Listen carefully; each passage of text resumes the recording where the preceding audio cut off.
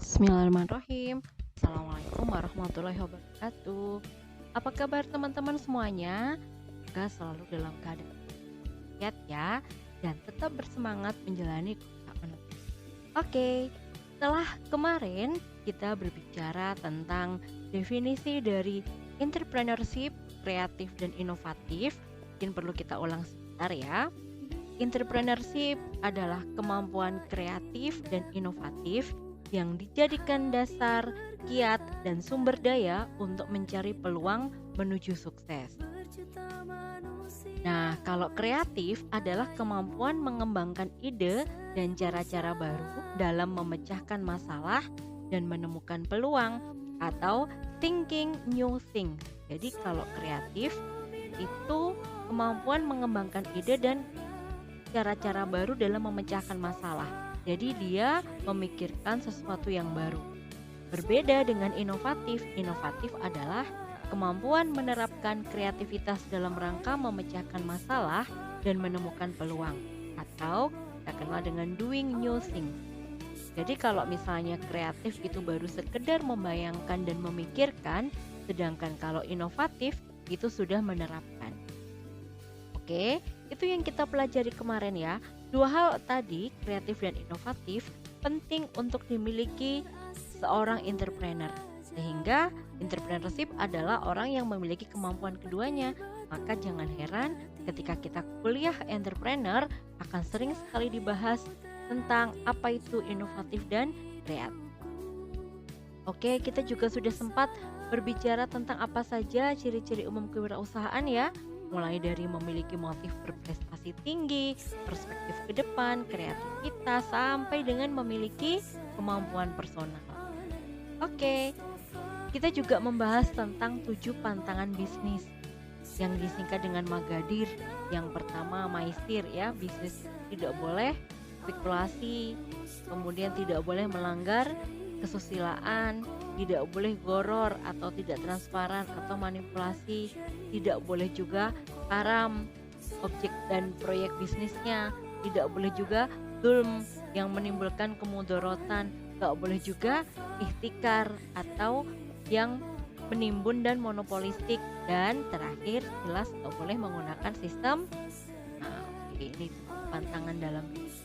Well, hari ini kita akan membahas tentang menentukan peluang usaha dengan analisis SWOT. Oke. Nah, jadi sebenarnya bagaimana sih memulai usaha itu? Memulai usaha itu tidak harus melakukan sesuatu dari nol, ya. Jadi ada 3 cara. Yang pertama dengan merintis usaha baru, atau dengan membeli perusahaan orang lain, atau dengan kerjasama manajemen atau yang kita kenal dengan franchise. Kita bahas satu-satu ya. Nah, untuk merintis usaha baru, menurut Lambing, seorang pakar entrepreneur mengatakan ada 2 pendekatan untuk mencari peluang usaha dengan mendirikan usaha baru. Yang pertama adalah pendekatan inside out atau melihat potensi diri untuk membuka usaha. Misalnya nih, kita punya kemampuan untuk membuat nasi goreng, lalu kita buat usaha tentang nasi goreng. Atau juga kita pecinta jersey bola, pecinta bola, kita buka usaha tentang jersey bola. Atau kita pecinta padu padan clothing fashion, kita buka usaha di bidang pakaian muslimah. Atau juga kita suka dengan dunia otomotif, kita buka usaha di bidang otomotif ya. Atau karena kita suka tanaman dan kita buka usaha di bidang jual beli tanaman. Itu yang namanya pendekatan inside out. Artinya melihat potensi diri untuk membuka. Oke, berikutnya adalah pendekatan outside in ya, dengan melakukan pengamatan terhadap lingkungan gitu. Jadi misalnya lagi booming apa nih? Lagi booming ikan cupang. Kalau gitu saya mau ternak ikan cupang. Berikutnya lagi booming apa nih? Masker yang ada payet-payetnya untuk kondangan. Saya jualan itu. Atau mungkin juga lagi booming apa nih? Lagi booming makanan yang frozen. Oke, saya mau jadi pengusaha di bidang itu. Misalnya cara kedua dalam memulai usaha adalah dengan membeli perusahaan yang sudah didirikan. Nah, ketika kita mau membeli perusahaan yang sudah didirikan, ada pertimbangan-pertimbangan yang harus kita pikirkan. Yang pertama adalah alasan dari pemilik menjual perusahaan. Kenapa nih pemilik itu menjual perusahaan? Yang perlu Anda ingat adalah sebenarnya mayoritas tidak ada perusahaan yang dijual kalau dalam keadaan untung. Ya, kecuali pemiliknya memang punya alasan sendiri. Misalnya alasan butuh uang cepat atau alasan yang lainnya. Tapi selama perusahaan itu menguntungkan, saya rasa kecil kemungkinan pemilik untuk menjual perusahaan. Yang kedua adalah potensi produk dan jasa yang dihasilkan. Itu yang perlu jadi pertimbangan kalau mau membeli perusahaan. Yang ketiga adalah aspek legalitasnya, tentu saja dasar hukum terdaftar atau tidak, ya itu penting untuk dipikirkan. Yang terakhir adalah kondisi keuangan. Sebagaimana tadi saya sampaikan, nyaris tidak ada perusahaan yang dijual kalau dia dalam kondisi menguntungkan. Jadi teman-teman perlu pikirkan atau perlu cek lagi laporan keuangannya, apa yang menyebabkan perusahaan itu dijual sebenarnya. Jangan-jangan dia kebanyakan utang, gitu ya, atau jangan-jangan banyak piutangnya yang nggak tertagih. Nah, ini yang perlu jadi dasar. Cara ketiga dalam memulai usaha baru adalah dengan bisnis waralaba. Nah, waralaba ini adalah kerjasama manajemen yang biasanya berkembang dalam bentuk retail. Ini berbeda dengan pusat dan cabang. Jadi kalau waralaba atau franchising itu adalah kita membeli franchise-nya, lisensinya, yang kemudian kita hanya memperoleh keuntungan saja. Artinya begini, kalaupun misalnya kita punya uang nih 300 juta, katakanlah kita membeli franchise-nya Alfamart, maka kita punya tempat, kita punya uang 300 juta, kita beli franchise-nya Alfamart, maka segala sesuatu akan diurus oleh Alfamart. Ya, jadi mulai dari barangnya, pegawainya, sistemnya, dan semuanya itu diurus oleh Alfamart. Kita hanya nanti terima laporan saja dan juga keuntungannya. Nah, kalau menggunakan franchise seperti ini, misalnya kita memang seakan-akan punya Alfamart gitu ya. Tapi kalau kita punya produk sendiri yang mau dipasarkan ke Alfamart, kita juga harus izin kepada Alfamartnya. Meskipun itu toko kita sendiri, kita nggak berhak untuk mengatur apapun yang terjadi di dalamnya. Termasuk soal rekrutmen karyawan. Misalnya punya orang gitu ya, atau punya teman, punya kenalan yang membutuhkan pekerjaan, oke saya masukin ke Alfamart. Nggak bisa ya, itu harus izin dari manajemen Alfamart. Ya, ini persetujuan lisensinya menurut hukum. Kemudian pemberi lisensi kita sebut sebagai franchiser dan penyalurnya disebut dengan franchise. Oke, nah sekarang fokus kita adalah tentang merintis usaha baru. Dimulai dari analisis diri. Untuk apa sebenarnya dengan analisis diri ini? Supaya kita tahu potensi kita sehingga nanti bisa mengembangkan satu bisnis yang memang tepat dengan diri kita. Memang tidak seluruhnya itu benar, tapi setidaknya cara kita memperoleh ide, aku mau buka usaha apa ya, aku mau bisnis di bidang apa ya, itu bisa dimulai dengan analisis diri.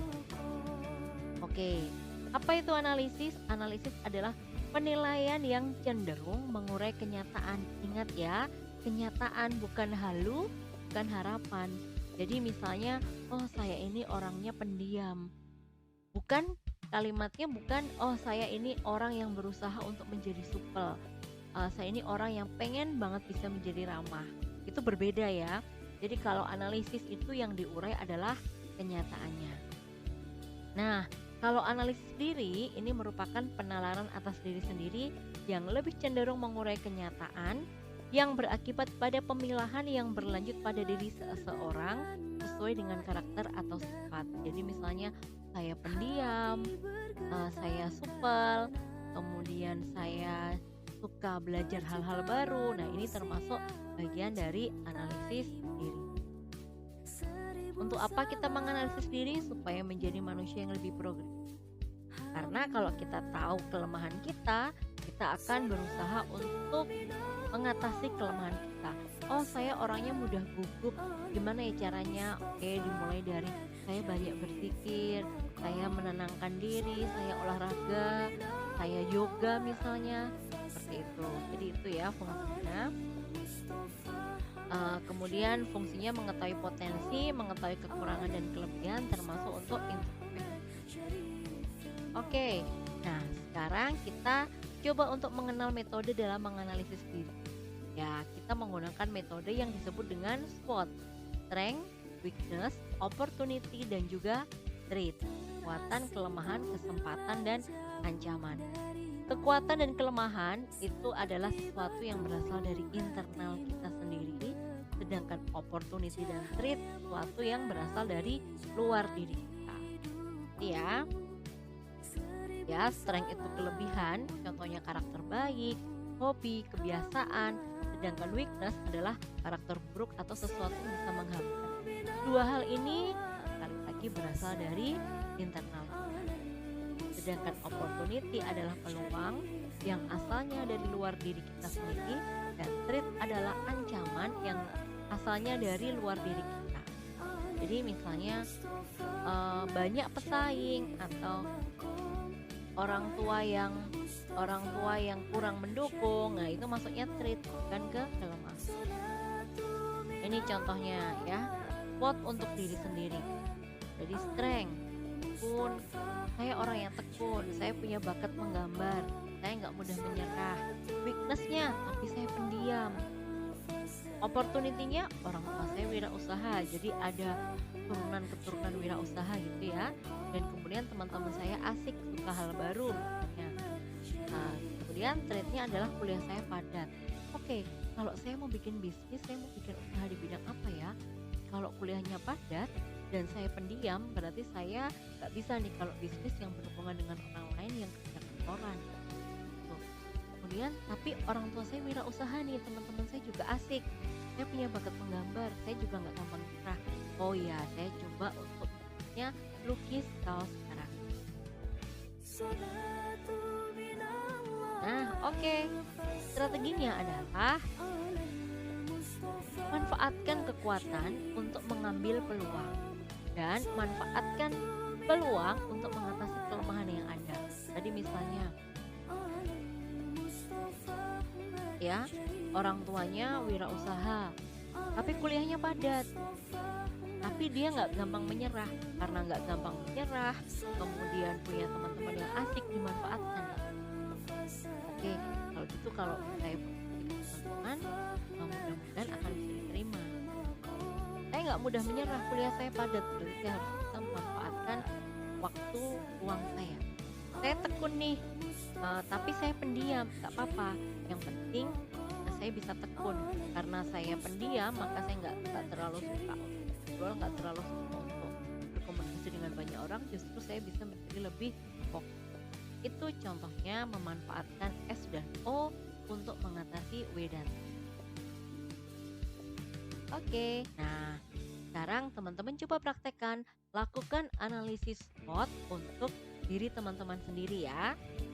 Apa strength-nya, apa weakness-nya, apa opportunity-nya, dan apa threat-nya.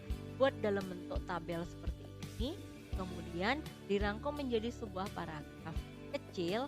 Dan terakhir adalah berdasarkan analisis SWOT diri, maka saya ingin membuka usaha di bidang apa?